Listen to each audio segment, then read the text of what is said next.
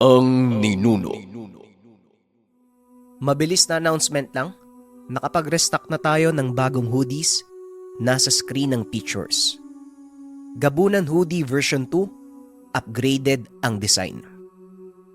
Pangalawang hoodie, Beast Mode Hoodie. Inspired kay Haring Balaw. Ikatlong hoodie, Gabay Hoodie or Pointer of the Way. Sa mga taong mahilig sa simbolo, gabay pangkalahatan. Bagay sa inyo ang hoodie na ito. Nasa comment section ang link ng Shopee. Order na kayo. 20 pieces lang yan. Salamat. Ang kwentong ito ay hango sa totoong buhay. Mula ito sa isa nating kabayan na itago na lang natin sa pangalang Pito. Taong 1981, Isla ng Masbate. Kilala ang pamilya ni Pito sa Isla ng Masbate. Hindi dahil sa makapangyarihan o mayaman ang pamilya, bagkus dahil sa mga natulungan ng ama na si Mang Julio. Si Mang Julio ang pinakamatanda at bantog na manggagamot sa lugar. Simula pagkabata hanggang sa pagtanda, panggagamot na ang gawain nito sa araw-araw. Ang angka ni Mang Julio ay purong albularyo, kaya talagang nananalaytay sa dugo ang ganitong uri ng pamumuhay. Ayon kay Mang Julio, sa tuwing nakakagamot siya ay walang katumbas na salapi ang nararamdamang saya. Lalo pat karamihan sa mga ito ay nakasalalay na ang buhay. Karamihan sa mga nagamot nito ay mga nayanggaw. Laganap sa lugar ang ganitong uri ng patibong ng mga aswang. Kaya naman hindi napapansin ng mga normal na tao ang nabibiling karne o alok na mga pagkain. Samantala, hindi naman maiwasang maging usap-usapan sa lugar ang biglaang pagkawala ng manggagamot na si Mang Julio. Kung dati ay halos araw-araw itong naglalakad sa barangay, ngunit sa mga nakaraang linggo ay hindi na ito nakita ng mga tao. Hindi naman maiwasang matanong ang anak na si Pito. Ngunit ni isang beses hindi nito pinansin ang usap-usapan. Bilang nag-iisang anak ng bantog na manggagamot, pinili nitong manahimik. Lalo pat anumang oras at sino mang nilalang ay maaaring dumagdag sa paghihirap ng ama. Bata pa lamang, alam na ng binata na may kalaban ang ama. Kaya pumasok sa isipan nito na maaaring dahil sa kasalukuyang kalagayan ng ama, biglang gumante pabalik ang mga nilalang at mambabarang na minsan nitong pinahirapan. Hindi naman tumutol ang mga tiyuhin na kapatid ni Mang Julio. Sila ang kasama ng mag-ama sa tahanan at tumutulong lalo na sa pinansyal na aspeto. Ang mga tiyuhin lamang ang nagtatrabaho. Hindi naman dahil sa ayaw ni Pito na magtrabaho, bagkus mas pinipili nitong tulungan at palaging umantabay sa ama. Dati pa man, binili na ito na siya ang magmamana sa lahing manggagamot, kaya hindi pa man lubos na naipapasa ay nasa puso na ito ng binata. Isang araw, 4:00 pa lamang ng umaga ay bumangon na si Pito. Diretso siyang pumunta sa kwarto ng tahanan kung saan nakakulong ang ama. Walang ibang makikita doon kung hindi kama, unan, at si Mang Julio na nakatali ang parehong mga kamay at paa. Napakabigat sa puso ni Pito na makita ang ama sa ganitong sitwasyon. Bukod sa hindi gaanong makagalaw, halos wala ng lakas ang ama. Hindi ito kumakain kahit ano pang ibigay sa kanya. Kaya ng mga oras na yun, pumunta ang binata para kausapin si Mang Julio. "Ay, pasensya ka na. Hindi naman pwedeng hayaan na lang kita eh. Natatakot ako para sa iba nating kabarangay. Naalala mo tay nung nakagat mo yung kapitbahay nating si Nene? Mabuti na lang tay naturuan mo ko kung paano manipulahin yung utak ng tao. Hayaan mo tay, gagawa ako ng paraan para makabalik ka sa dati. Dito ka lang tay ha, alis muna ako mamaya. Ang sabi ni Tio Cesar, may manggagamot sa kabilang baryo na kasing galing mo. Lalabas po muna ako ha. Uwi ka ni Pito. Dumiretso na muna sa kusina ang binata para makapagtimpla ng kape. Habang nakaupo sa bakuran, muli namang bumalik sa alaala ang nangyari sa ama. Isang araw, habang nasa sulok si Pito, pinagmamasdan nito ang panggagamot ni Mang Julio. Nung araw na yon ay mahaba ang pila. Isa-isa itong tinititigan ni Julio hanggang sa mabaling ang atensyon sa lalaking nakaupo sa gitnang parte. Maayos naman ang itsura at napakalinis kung manamit. Sa ilalim ng kinakaupuan nito ay may nakasupot na dahon ng saging na napansin ni Pito.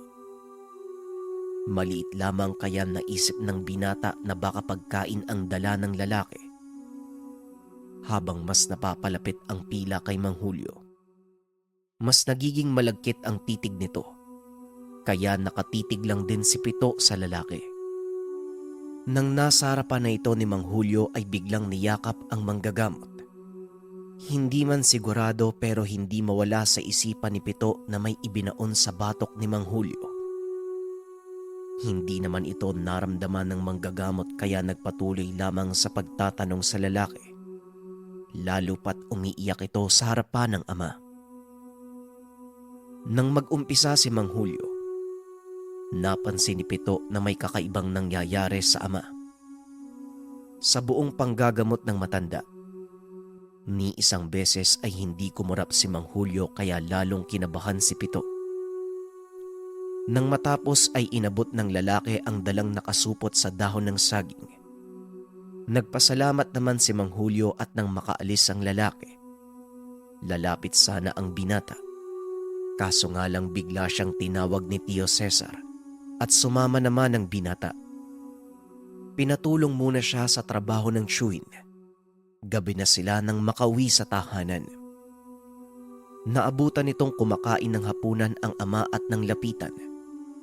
Nakita ng binata ang ulam nitong inihaw na karne. Kagad na napatanong si Pito kung saan galing ang pagkain. Tumugon naman ng ama na galing sa pasyente. Malakas ang kutob niya na galing ito sa lalaki kanina. Isa pa sa ipinagtataka ni Pito kung bakit nagawang kumain ni Mang Julio ng karne. Magmula nang yakapin nito ang pagiging albularyo ay hindi na muli pang tumikim ng karne ang ama. Dahil sa malalim pa rin ang paniniwala na alam ng ama ang ginagawa kaya hinayaan na lamang ito ni Pito. Nang sumunod na umaga, napatunayan niya na mali ang hinala. Nag-iba ang kilos ng ama. Madalas itong magalit sa mga nakakasalubong na tao. Maging sa sariling mga kapatid ay hindi na ito marunong rumispeto. At higit sa lahat, para itong asong baliw. Sa pagdaan ng mga araw ay mas naging sensitibo ang ama sa sikat ng araw at halos hindi na ito kumakain. Kaya hindi nagdalawang isip ang dalawang tiyuhin ni Pito na ikulong muna sa kwarto. Hindi naman tumutol ang binata dahil baka makaperwisyo ang ama. Parang nababaliw na. Sinusubukan pang mangagat.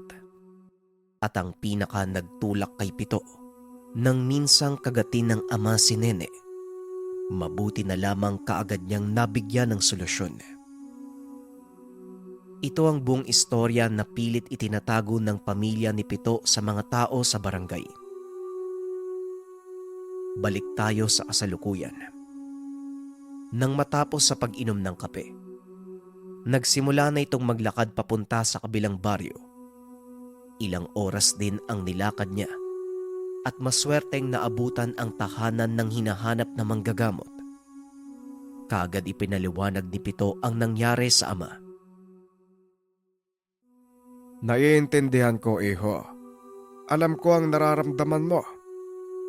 Tama ka. Nayanggaw ang tatay mo pero iho, gustuin ko mang tumulong. Mas magaling si Ka Julio sa akin eh. Nagsisimula pa lang ako sa panggagamot kahit matanda na ako eh.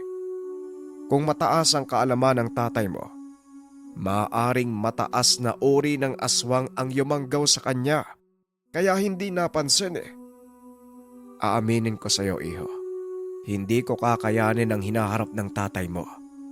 Pero, nananalaytayang dugo ng tatay mo sa iyo eh. Hindi imposibleng ikaw ang makapagpagaling sa kanya. O ito, kunin mo tong libreta. Aralin mo ng paunti-unti. Malakas ang nararamdaman kong oras sa iyo, iho. Kakailanganin mo lang ng malalim na paniniwala sa itaas at kailangan mong pag-aralan ng maigi ang libretang ito. Wika ng manggagamot. Nakaramdam ng lungkot ang binata. Hindi pa rin maibabalik sa dati ang ama. Nakatitig lamang ito sa libretang nasa kamay at nagpasalamat sa manggagamot. Hindi nagtagal ay nagpaalam na ang binata at naglakad pa uwi. Naisip ni Pito na baka ito na ang oras. Napasukin ang larangan ng panggagamot dahil siya lamang ang maaaring makapagpagaling sa ama. Samantala, nang makarating naman sa tahanan ay sinalubong ito ng isa sa mga tiyuhin para ibalitang nawawala ang ama. Nagmamadali niyang pinuntahan ng kwarto at kinabahan ng makumpirmang wala nga ang tatay. Tinignan niya ang buong paligid. Nakakita siya ng hayop na wasak ang tiyan. Hindi na ito gaanong pinansin pa ni Pito. Nagmamadaling lumabas ng tahanan para pumunta sa gubat. Pagkarating doon, matyagang sinuyod ang bawat sulok. Maya-maya pa ay sumunod na ang dalawang tiyuhin sa kanya, kaya walang humpay sa pagtawag ang tatlo. Sa kasamaang palad ni anino ng ama, hindi nagpakita sa kanila. Buong maghapong nag-ikot si Pito sa gubat. Wala siyang nararamdamang pagod at balak sanang manatili sa lugar kahit gabi na. Kaso nga lang inabisuan siya ni Tio Cesar na umuwi muna at magpahinga. Ipagpatuloy na lamang ang paghahanap kinabukasan. Madaling araw na nang makauwi sa tahanan. Doon lamang nakaramdam ng pagod ang binata at kaagad nang nakatulog. Nang sumunod na araw, habang nakaupo sa bakuran ay naikwento nito sa mga tiyuhin ang napaginipan. Ayon dito, nasa puno ng akasya ang ama. Hawak ito sa leeg ng nilalang habang humingi ng saklolo sa kanya. Pangitain ni Julio para matunto natin kung nasaan siya. Pero hindi tayo pwedeng sumugod ng hindi handa. Aralin mong maigi yung libretang naibigay sa'yo. Nasa dugo mo ang pagiging manggagamot at albularyo. Hindi imposibleng matutunan mo yan sa maikling panahon. Wika ni Tio Cesar. Tumango naman si Pito. Kinuha ang libretang ibinigay ng manggagamot. Sabay nilang tinignan ang laman ng libreta at sa pagkakataong iyon, doon nadiskubre ni Pito ang kakaibang kakayahan. Nagagawa niyang mabasa ang mga nakasulat sa libreta. Hindi na nakialam ang dalawang tiyuhin. Sa maghapon ay walang ibang ginawa ang binata kung hindi mag-aral. Ayon kay Pito, kumpleto na ang pamamaraan na naisulat sa libro. Kailangan niya na lamang itong sundin para maging handa sa gagawing pagbawi sa ama. Walang pahinga si Pito. Ilang araw niya itong masuring pinag-aralan. Nakabisado niya ang pamamaraan, kung paanong tumawag ng mga nilalang at kung paano sila makakausap. Sumapit na ang pinakahinihintay na araw. 12:00 ng gabi. Yung punong palaging nagpapakita sa panaginip niya. Narating nila ang mismong lugar. Walang tigil sa pagbitaw ng orasyon ng binata. Ilang oras ang itinagal bago lumabas ang ama sa puno. Naputol ang pagdarasal ni Pito nang makita na hindi na humihinga ang ama. Napakaraming kalmot sa katawan lalo na sa bandang leeg at dibdib. Kagad namang lumapit ang dalawang tiyuhin nang makita si Tatay Julio. Ganon na lamang ang pagyakap nila sa kapatid at habang si Pito naman patuloy na sumisigaw sa harapan ng puno. Lumabas ka. Harapin mo ko. Lumabas kang demonyo ka. Anong ginawa mo sa tatay ko? Wika ni Pito. Humangin ng malakas ang paligid. Patuloy lang si Pito sa pagsasalita. Lumabas na ang nilalang. Bagyang mas matangkad sa normal na tao. Napakaitim ng balat at pula ang mga mata. Hindi naman ito nagsalita bagkus tumawa lamang sa harapan ng binata at dahan-dahang naglalaho sa dilim.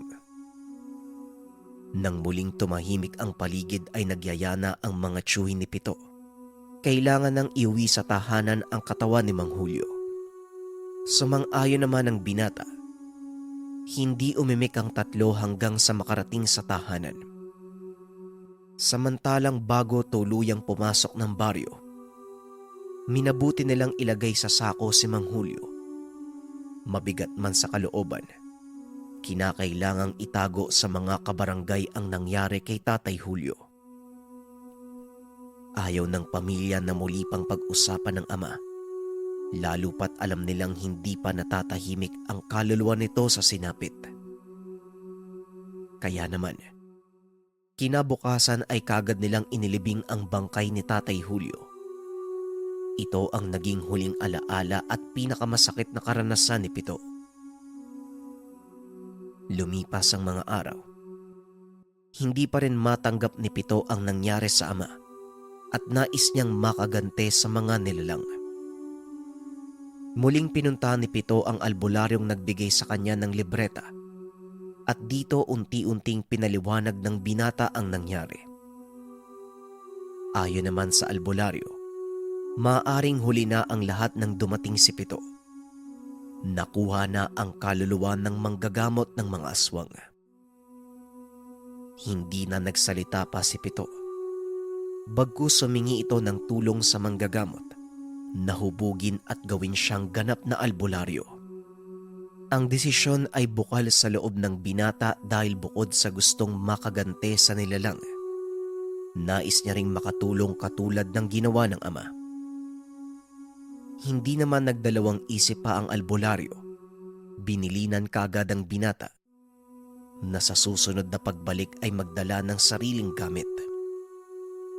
Kinakailangang mag-aral ni Pito sa poder ng manggagamot sa loob ng ilang taon upang maipasa ang lahat ng karunungan. Umuwi si Pito at sinabi sa tiyuhin ang pasya. Suportado naman ng dalawa ang nais ni Pito. Ilang taong nag-aral sa manggagamot si Pito. Sa loob ng mga panong iyon, walang ibang ginawa ang binata kung hindi palalimin ang pananalig sa ama. Sa katunayan, nilagyan siya ng marka sa batok ng guro bilang tanda ng kauna-unahang tinuruan. Dagdag pa ng manggagamot, kahit hindi pa gaanong dalubhasa ay kinakarangal nito na maturuan ang nag-iisang anak ni Mang Julio na matagal niya nang tinitingala. Dahil matalino at naiintindihan kagad ni Pito ay hindi siya gaanong nahirapan sa pag-aaral. Hindi niya napansin ang paglipas ng panahon dahil masaya sa ginagawa. Dumating ang araw na pwede na siyang bumalik sa baryo. Iba na ang itsura ng binata. Malayo na sa dating tagasunod lamang ng ama. Isa sa unang misyon nito ay muling puntahan ng gubat kung saan natagpuan ng ama. Pagkarating sa lugar, kaagad niyang pinakiramdaman ang presensya ng mga nilalang. Nahanap ito ng binata. Ngunit naisip niya na kailangan niyang maging mas matalino sa mga nilalang. Kaya naman umatras muna siya ng mga panong iyon. Nang sumunod na araw habang nasa pagkainan, seryosong kinausap ni Pito ang dalawang tiyuhin. Maraming salamat po dahil kahit kailan, hindi niyo po ako pinabayaan. Sobra din po yung suportang ibinibigay niyo eh. Habang buhay po ako magpapasalamat. Marami na po kayong napagdaanan pero sa puntong ito, may gagawin po akong kakaiba eh. Hindi ko po alam kung magtatagumpay ako pero mas maiging subukan. Gagawin ko lang po ito sa pagnanais na patigil na yung pagmemerwisyo ng mga nilalang. At syempre para na din kay tatay. Kapag hindi ako nakabalik sa loob ng 3 buwan, isipin yung patay na ako. Pero sa oras na makabalik ako, siguradong payapa na uli ang lugar natin. Mag-iingat po kayo palagi. Ipagdarasal ko po ang kaligtasan nyo. Wika ni Pito. Hindi naman umimik ang dalawang tiyuhin. Hanggang sa ilang sandali pa sinabi ni Tio Cesar na wag ituloy ang ibinabalak. Pero hindi na ito nagpapigil pa at sinabing ito ang misyon na naibigay sa kanya. Kaya nang mismong gabing iyon, mag-isang tinahak ni Pito ang daan papunta sa kagubatan. Mahirap man ang sitwasyon, ngunit paglipas ng mga araw at buwan, kahit papano naging panatag ang dalawang tiyuhin dahil alam nilang magaling na albularyo ang pamangkin. Sumapit ang 3 buwan. Walang palya sa pananalangin ang mga tiyuhin at hindi naman sila napigo. Dumating si Pito sa tahanan. Niyakap siya ng tiyuhin. Kumusta na po kayo? Nga pala hindi po ako magtatagal ha. Ilang oras lang po akong pwedeng manatili sa lugar nyo eh. Alam nyo po ba, nakakasama ko po si tatay dun sa lugar nila. Alam kong hindi yun yung katawan ni tatay pero nakasanib na siya sa nilalang eh. Yung kaluluwa niya pero masaya pa rin ako. Kahit papano nakakausap ko siya, nakakasama ko siya. Iiwan ko po sa inyo yung bagay na to ha. Mag-ingat po kayo. Maayos po ko dun, wag po kayo mag-alala sa akin. Maayos po kami ni tatay. Itong bagay na iiwan ko, gamitin niyo po sa pang-araw-araw niyong pangangailangan. Wika ni Pito. Hindi na ito nagtagal pa at umalis na ng lugar. Lahat ng katanungan sa isip ng mga tiyo, hindi na naitanong pa dahil nagmamadali na ang pamangkin. Samantala, nang buksan ito ang ibinigay na bagay na nakabalot sa itim na tela, iba't ibang uri ng mamahaling bato. Ganun na lamang ang pagpapasalamat ng mga ito, lalo pat kailangan nila ng pera. Magmula nang mangyari ang pagdalaw ni Pito, 3 buwan nang lumilipas bago bumalik ang binata. Ayon kay Pito, nagawa niyang pakiusapan ang mga nilalang na wag nang mamerwisyo ng mga tao, bagkus ibaling na lamang sa mga hayop ang pagkain ng karne. Kaso nga lang, ang kapalit ng lahat ng ito, mananatili siya sa kanilang lugar. Siya mismo ang magpaparami ng mga pagkain ng nilalang. Ngunit kasabay din ng lahat ng yan, makakasama niya ang kaluluwa ng ama. Natanong din siya ng tiyuhin kung isa pa ba siyang manggagamot o isa ng aswang. Tinitigan lamang sila ni Pito. Hindi na siya sumagot at tuluyan ang umalis sa lugar. Matapos ng tagpong iyon, yun na ang huling araw na nakita nila si Pito. Ang kwentong ito ay hango sa totoong buhay. Mula ito sa isa nating kabayan na itago na lang natin sa pangalang Matias. Walang eksaktong taon.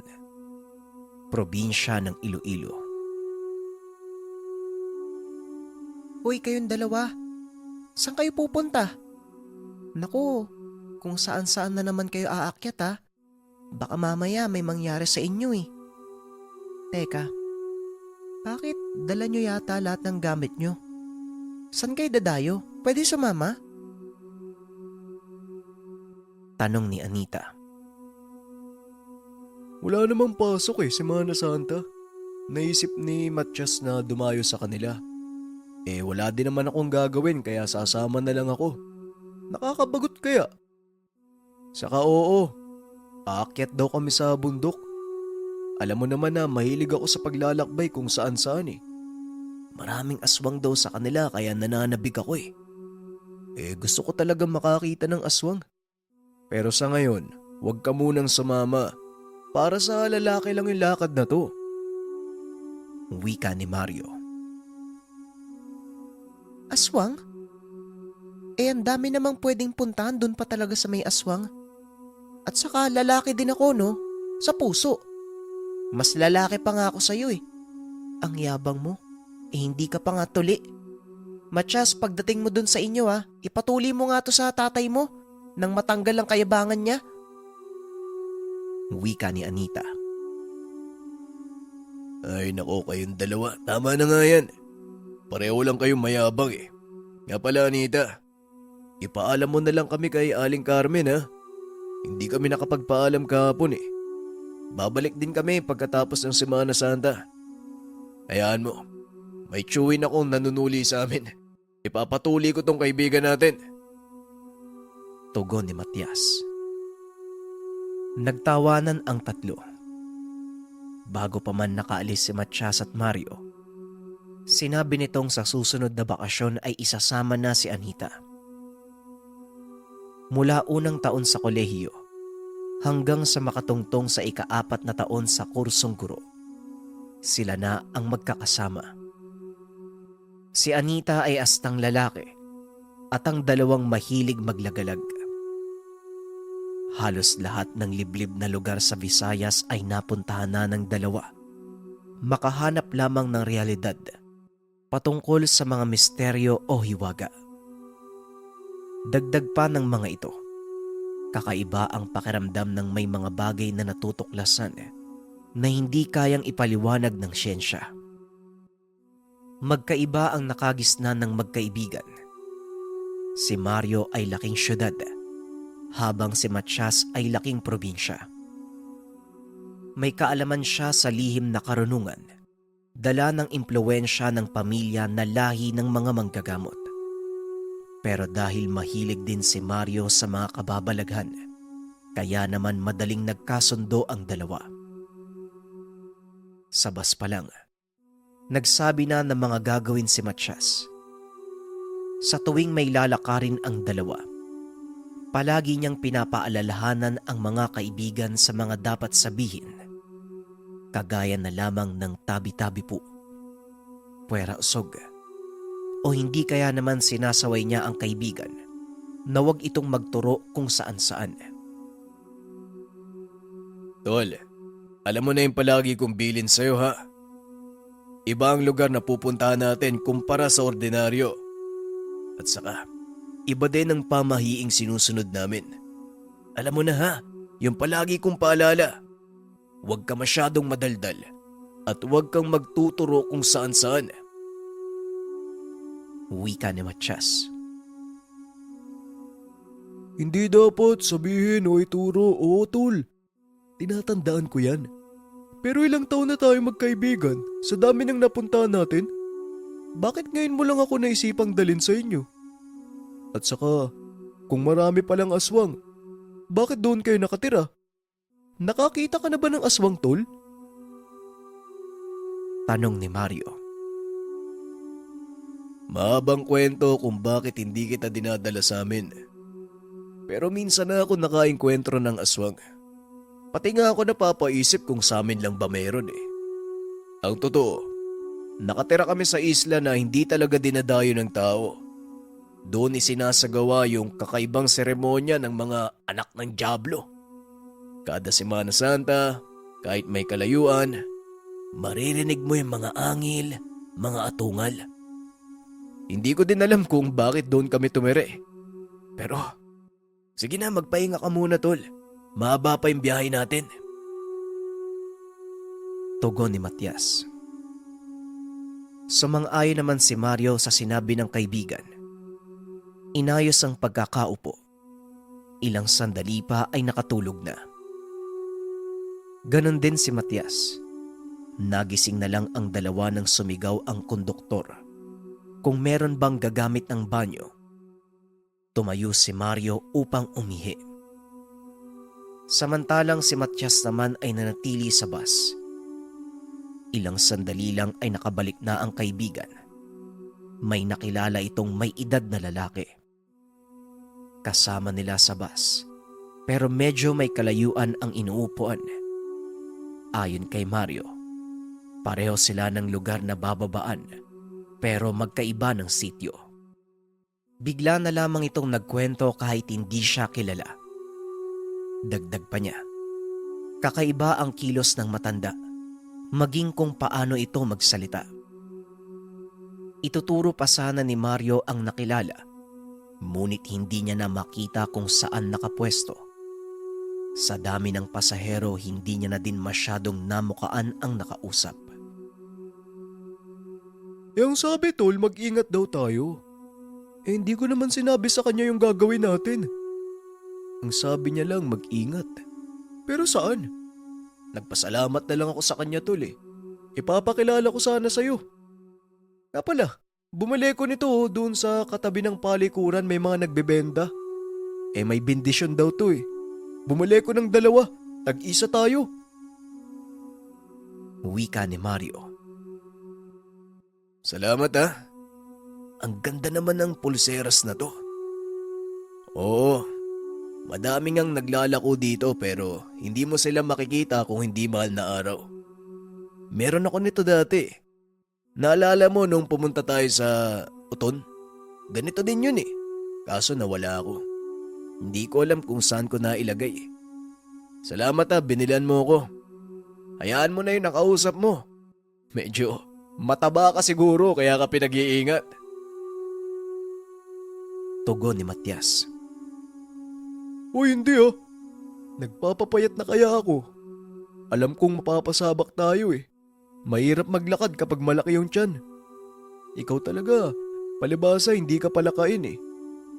Nga pala, malayo pa ba tayo? Anong oras na? Hindi pa tayo nag-aagahan. Wala din tayong tanghalian. Sana maraming pagkain sa inyo, ano? Tanong ni Mario. Malapit na tayo.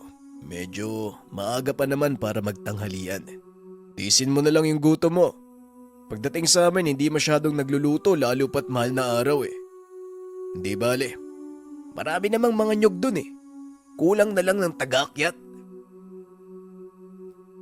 Tugon ni Matias sabay tawa ng nakakaloko sa kaibigan. Nakitawa din si Mario. Ilang oras pa ang lumipas bago nila marating ang lugar. Naroon na sila sa sakayan ng habal-habal. Nakita ni Mario ang pamilyar na tao. Akmang tatawagin sana ito. Sinaway siya ng kaibigan.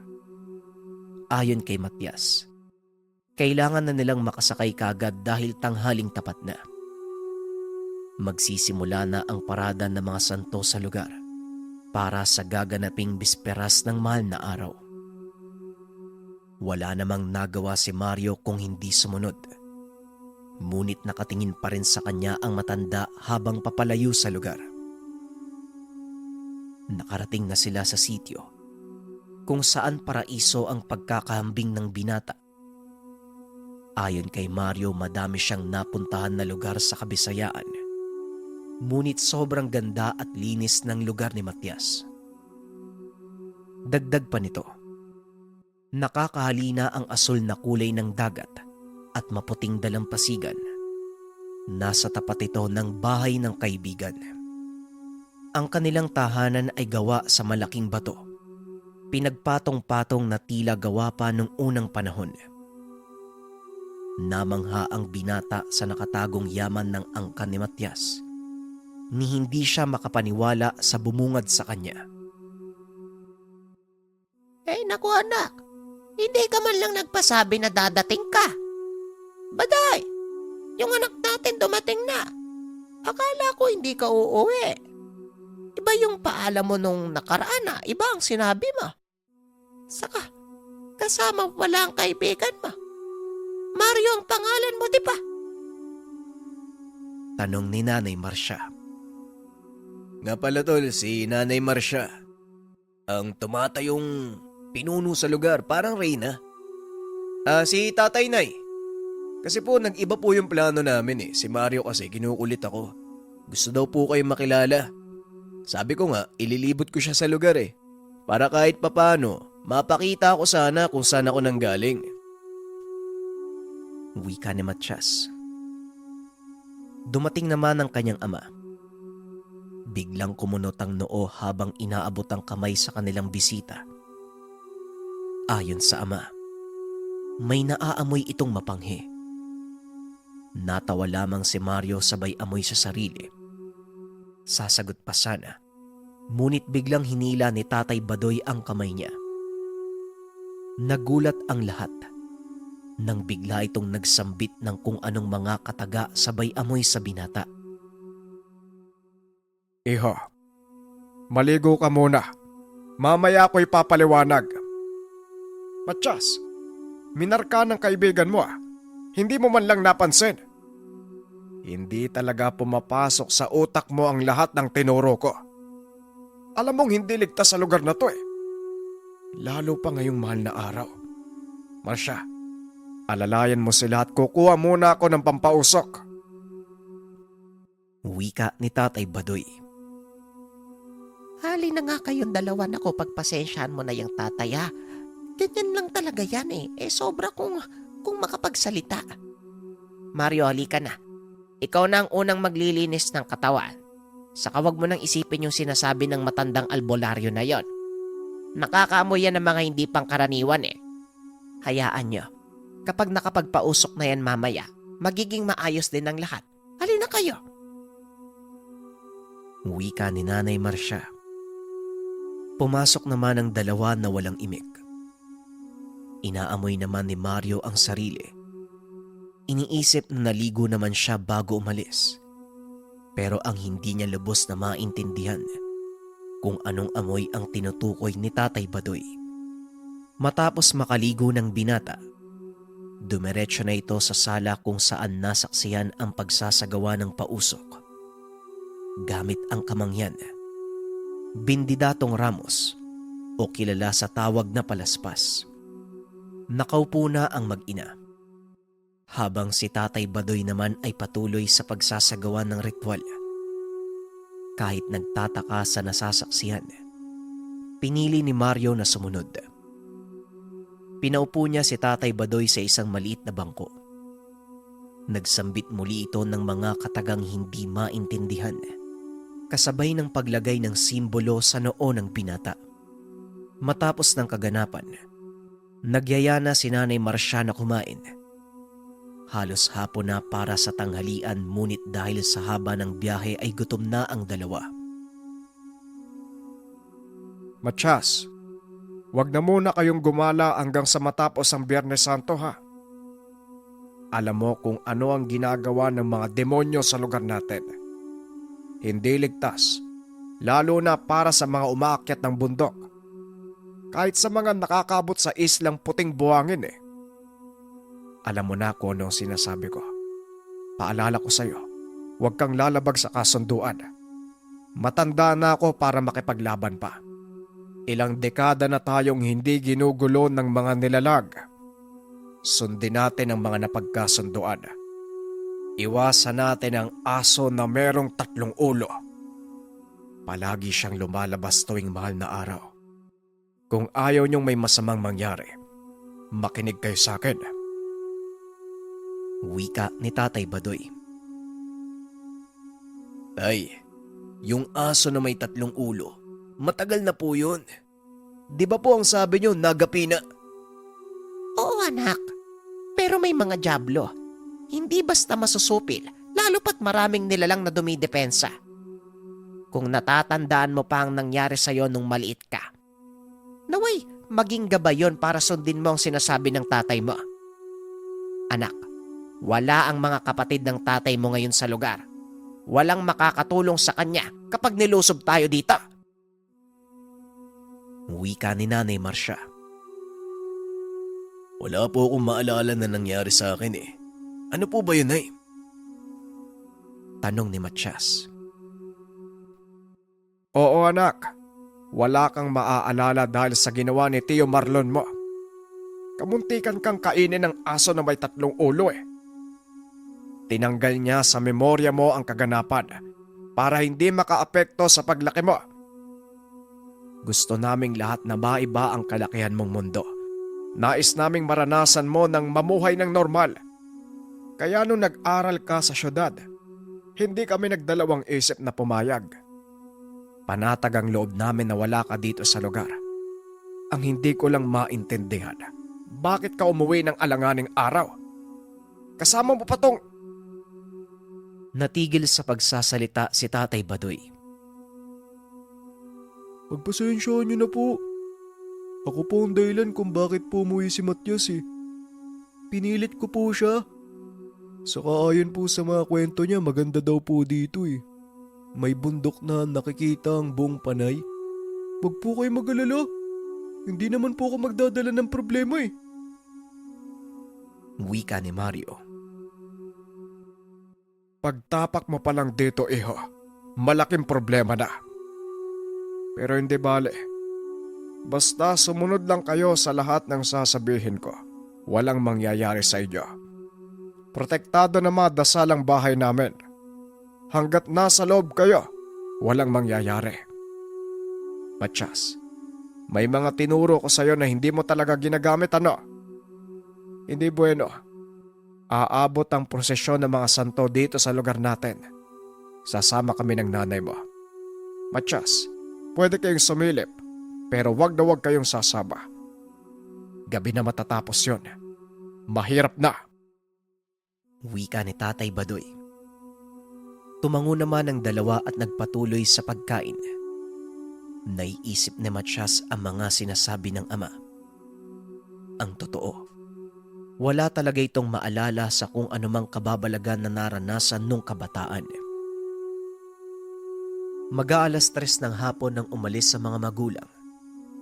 Naiwan ang dalawa at nakatulog sa sala. Nagising na lamang sila nang marinig ang mga nagnonobena. Halos magkasabay pang lumabas ang dalawa para alamin ang nangyayari. Natuwa ang mga ito nang makita ang kahabaan ng prosesyon ng mga taong may mga bitbit na kandila. Meron itong sinusundan na nakahilerang santo na nakalagay sa kalesang digulong. Kumuha din ng kandila si Matias at nagsinde ng dalawa. Lumabas sila upang makinood. Takip silim ng mga oras na yun. Tanging ilaw na nagmumula sa kandila ng mga tao ang nagbibigay liwanag sa paligid. Ganito pala sa inyo, no? Akala ko kanina walang tao yung lugar eh. Mukhang walang mga bahay. Sa gilid na ng dagat eh. Wala man lang ako nakitang bahay dun sa dinaanan natin. Wika ni Mario. May mga bahay naman dito, pero lahat sila umiiwas doon sa dinaanan natin. Sa susunod ko na ipapaliwanag sa'yo.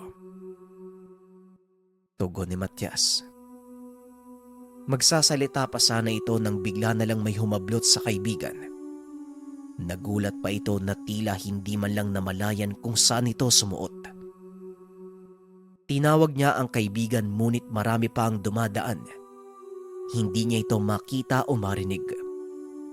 Akmang tatawid na sana si Matias nang mamataan niya ang lalaking hawak si Mario sa kwelyo. Hinihila ng lalaki ang kaibigan paakyat sa lugar. Sumisigaw si Mario ng tulong, ngunit tila walang naririnig ang mga tao. Hanggang sa makita niya ang kumpol ng mga nilalang, papasugod sa kinaroroonan ng kaibigan. Dahil sa sobrang takot, hindi nagdalawang isip si Matias na takbuhin ang kinaroroonan nito. Sa sitwasyong iyon, walang dalang sandata si Matias, maliban sa bendidatong palaspas na nakasabit sa mga karo. Walang pagdadalawang isip niyang binunot ang mga ito. Lahat ng makita, mapatao man o nilalang ay pinapalaspasan ni Matias. Nanlaki mga mata ng binata nang makita ang nilalang. Pulang-pula ang mga mata ngunit nasaan yung tao lang. Nakakatakot man ang mga karap ay hindi siya nagdalawang isip na tulungan ang kaibigan. Nabitawan ng lalaki ang kaibigan. Nawalan ng malay si Mario habang humingi ng tulong si Matias. Anak ng Diablo talaga. Ano bang ginawa niyong dalawa? Pinagtitingin na kayo ng tao, ha? Halika na nga, buhatin natin si Mario. Sabing huwag kayong lalabas eh. Wika ni Tatay Badoy. Ano bang nangyari, anak? Buti na lang nagpaiwan kami ng tatay mo sa prosesyon dahil inaalala namin kayo. Eh paano kung di namin kayo naabutan? Tanong ni Nanay Marcia. Mamaya na ang pag-uusap, Marcia. Mabigat itong si Mario eh, kaya tulungan mo kami. Sabi ko na nga ba eh.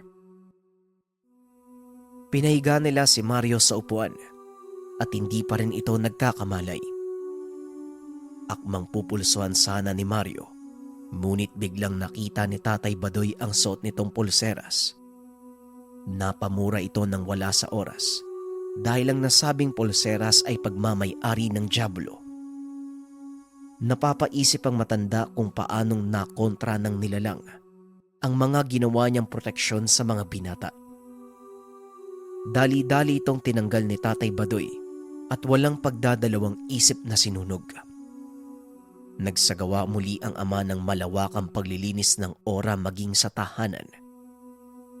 Ayon dito, ang nabiling mga pulseras ay hindi proteksyon, kung hindi pinasuot ito ng tao upang mamarka ng biktima. Lalo na sa mga dayon na hindi alam kung ano ang mga ito. Nalinlang ang kaibigan na nagbebenta ng pulseras at hindi ito ang totoong anyo ng nabili. Sinadya lamang na maging kamuka ng nabili ni Matias nung una upang hindi ito maghinala. Nagpaliwanag na din ang binata sa mga naganap ng biyahe. Ganun na lamang ang pagkadismaya ng matanda na hindi man lang nalaman ng anak ang mga nangyayari sa kaibigan. Umaga na nang magising si Mario. Sa kasamaang palad, binura ni Tatay Badoy ang alaala nito upang hindi na kumalat pa ang masamang kaganapan sa lugar. Tol, hindi mo ko ginising haba ng tulog ko. Hindi man lang tayo nakapaghapunan, gutom na ako. Wika ni Mario. Eh sige na't bangon at nakahanda na ang mesa. Ang tagal niyong gumising kaya ayan, nagutom na ang kaibigan mo Matias. Mamaya mag-uulam tayo ng maraming lamang dagat. Eh gusto niyo ba yon? Wika ni Nanay Marcia. Yun oh, talagang yan po yung pinunta ko dito eh. Halika tol, kain na tayo. Napangiti na lamang si Matias. Alam niyang tulad niya, ayaw ng ama na maalala ng kaibigan ang pinagdaanan sa lugar. Hindi na din nagkwento pa si Matias. Bagkus tinupad niya ang mga pangako sa kaibigan na ililibot siya sa lugar. Pinakita niya ang ganda at kung saan ang pugad ng aswang. Ngunit hindi na sila lumapit pa sa lugar dahil sobrang delikado. Bumalik ang dalawa sa syudad matapos ang 4 na araw. Baon ni Mario ang magagandang alaala na naranasan kasama ang kaibigang anak ng albularyo. Habang si Matias naman, nanatiling dala ang lihim na karanasan na ang mismong pulseras na kagaya ng sa kanya, ginamit ng isang nilalang upang mamanipula ang isipan ng kaibigan at malagyan ng marka. Mabuti na lang, nariyan ang amang albularyo upang tumulong sa kanila. Mga nagtitinda ng pulseras tuwing sasapit ang mahal na araw. Maraming tao ang nabibighani dito. Kaso nga lang, tunay nga bang nagbibigay ito ng proteksyon o ginagamit ito ng nilalang upang mambiktima? Maraming salamat sa pakikinig ng ating kwento. Muli kung gusto yung i-upload na natin yung next episode ng Matandang Bertudes, comment lang ng #upload mo na yan. Maraming salamat.